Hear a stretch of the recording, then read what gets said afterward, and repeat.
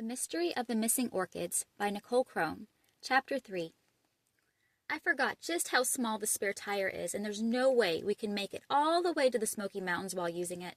Those roads are pretty rough. We'll have to stop at a tire shop. I held back the groan that begged to come out of my mouth. Complaining about the situation wouldn't help anything, and I could tell Dad was already feeling stressed. I forced a smile on my face. "Don't worry, Dad. It will be all right." "Thanks, Claire. It should be okay, but we'll definitely be late arriving at the campsite. It might be dark before we arrive." Ooh, this sounds even more exciting. Setting up camp in the dark. Faith's eyes shined while she clutched Hannah's hand. I felt a shiver run down my back as I thought about camping. In the dark. Dad took us on a camping trip last summer, and it didn't go too well. First, I got sunburned. Then I forgot to bring bug spray, and we were eaten alive by mosquitoes. Finally, a raccoon smelled the chips I left beside my sleeping bag, and we had an unexpected visitor overnight. "You didn't bring potato chips this time, right, Claire?" I wrinkled my nose at Hannah as she teased me good-naturedly. Triplets could sometimes read each other's minds. "Nope, no chips this time." I made a mental note to keep the granola bars I'd packed sealed up tight. "Girls, it will take a few minutes to change the tire, and then we'll be on our way. Does that sound good?" "Yes, Dad." We burst into a fit of giggles after we said the words in unison. Since we were fraternal triplets, we didn't look the same, but sometimes we sure did think alike. After 20 minutes, the tire was changed and we were on our way. Dad drove super slow to make sure there were no more accidents. Boy, was I glad when we rolled into the repair shop. It felt like we'd been driving forever, and my stomach was growling. We all piled out of the van after it rolled to a stop. I grabbed my sister's hands as we stepped into Henry's auto repair. The smell of oil and new tires was so strong that I wanted to cover my nose. I held back since I didn't want to look rude. "Mom, do you think we can find something to eat around here? There's a strip mall behind this place, isn't there?" Mom nodded as Dad spoke to a mechanic. "Yeah, that sounds like a good idea. We still have a long drive ahead of us." Dad turned around once the mechanic left the room with his keys. "I say we all get something to eat while we can." "That sounds so ominous." Hannah nearly jumped up and down. "I like it." Dad raised an eyebrow. "I just meant that today hasn't gone as planned. Let's hope it's smooth sailing from now on. And girls, remember we aren't going to the Smoky Mountains to look for trouble. We are coming to help. We must take this seriously." Us triplets nodded solemnly. I knew that Mom and Dad trusted us to act mature, and if we didn't, we might not be invited on a trip like this again. Plus, I really wanted to stop the thief from stealing any more wild orchids. "Okay, it's settled. Our van should be ready in about an hour, and in the meantime, let's eat." We watched for cars as we crossed the parking lot, but really didn't have to. The sleepy Appalachian mountain town only had 2 traffic lights, and not many people were around. We scooted into a cute little sandwich shop and each ate a sandwich, chips, and a soft drink. Except Mom, that is. She ate a salad. I don't understand how she manages to eat so healthy all the time. "Do you think the van's done yet? I really want to get to our destination." I glanced out the window of the restaurant as the sun began to sink behind a rolling hill. Mom nodded. "It should be done by now, and I'm ready to get back on the road, too." I texted Carter to let him know we'd arrive later than expected. I don't want to keep him waiting. "Let's throw our trash away and then head back to Henry's. Does that sound like a plan?" Dad asked as he balled up a napkin. "Yep." I made sure my spot was clear and then headed to the red trash can that was sitting nearby. To my excitement, our trusty van was waiting on us when we arrived back at the auto repair shop.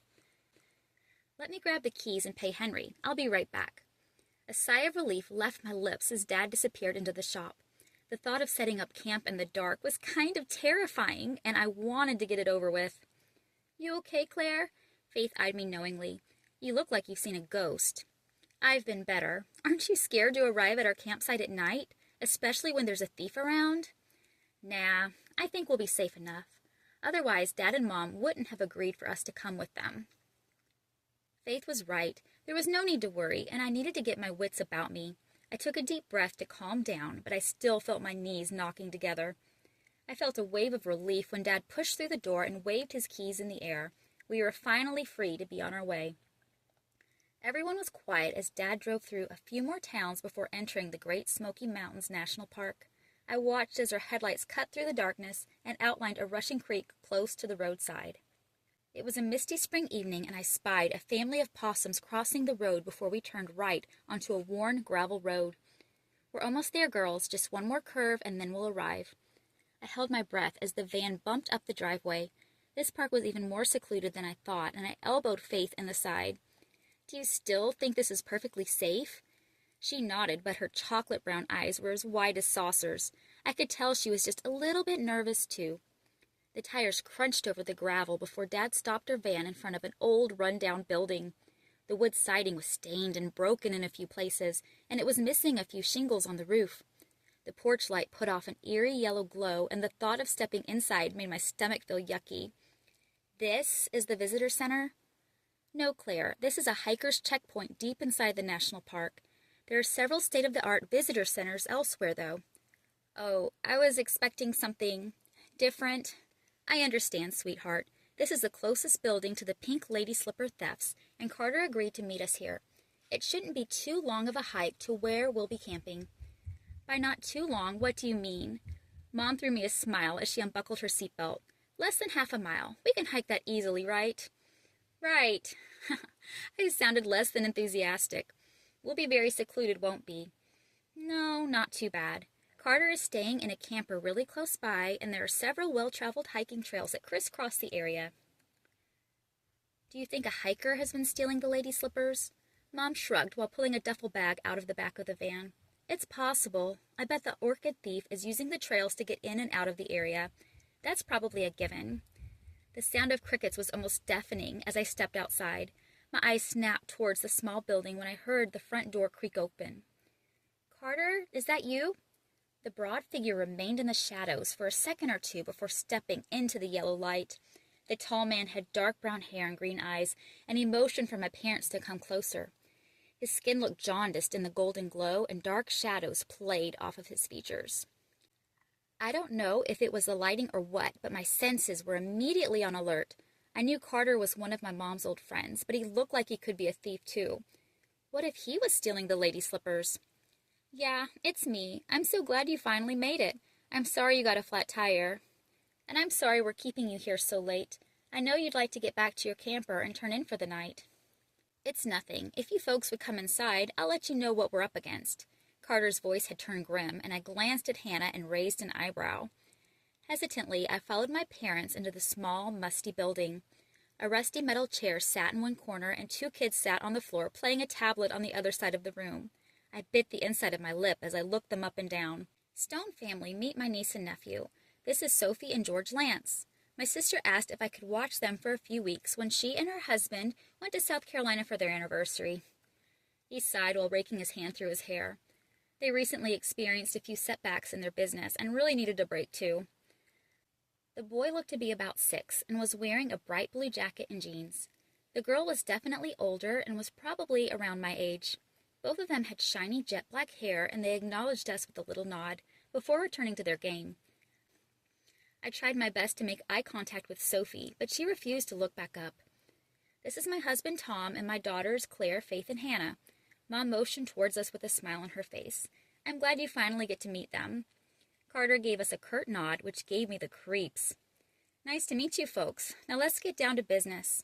So every day more lady slippers are disappearing from the woodlands around the area. It's very concerning, actually. If we don't do something quickly, there will be no more left, since they are very rare to begin with. Mom clicked her tongue. "We don't want that to happen. Pink lady slippers are endangered in Tennessee and are such a beautiful wildflower. Who would do such a thing?" "I don't know. I'm officially on light duty this week since I'm watching Sophie and George. I haven't wanted to leave them alone in the camper for long periods of time, so I haven't been able to scope out the area at night. The park is packed right now because it's spring break, and other rangers haven't been able to turn loose from their responsibilities to help out in this area." "I understand, and that's where we come in," Mom said. "Exactly. I remember how dedicated you were to preserving native plants when we went to college together. You were even able to solve a mystery or two, remember?" Carter asked. Mom blushed. "Yeah, I remember. There was that company who wanted to build on a site full of Georgia rockcress, which is an endangered plant species, too. They switched around some paperwork at the local courthouse trying to fool everyone. But you caught them, and they didn't get away with it." Mom sighed. "True, but this is very different, Carter. We're dealing with a thief here. I hope I can be of help. That all of us can be of help." I nodded at Mom as she looked at me meaningfully. I was going to try my best to help in any way I could. All right then, I'll get you folks to your campsite while Sophie keeps an eye on George. Does that sound good to everyone? Carter's eyes shifted back and forth at the group. He couldn't help but make me feel a little nervous. Sounds good to me. Dad already had 1 foot out of the door. Let's go before it gets any later. I heard a coyote howl as I stepped back into the darkness. I felt the hair raise up on my arms as my eyes scanned the forest. Trying to remain calm, I pulled one of our tents out of the van along with my duffel bag. I definitely wasn't cut out for sleeping in the woods at night. After our gear was distributed to everyone evenly, Carter stepped toward a narrow trail at the edge of a row of deciduous trees. All right, everyone, follow me. Carter barked the command, and we all fell in line behind him. My eyes and ears were on alert as we walked down the trail while hoping we didn't run into a coyote pack. Suddenly, my breath caught as I heard a loud snap from behind us.